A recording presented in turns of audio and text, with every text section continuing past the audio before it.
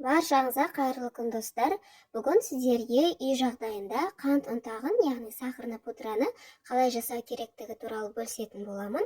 Видеоны соңына дейін көріңіздер. Ол үшін бізге қант пен блендер ғана қажет болады.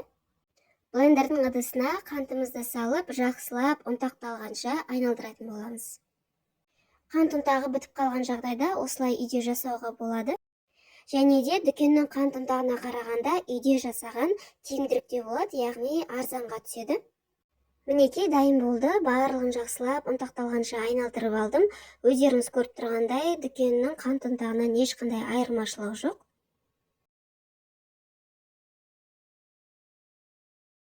Видеом сіздерге пайдалы болса, лайк басып каналыма тіркелуді ұмытпаңыздар.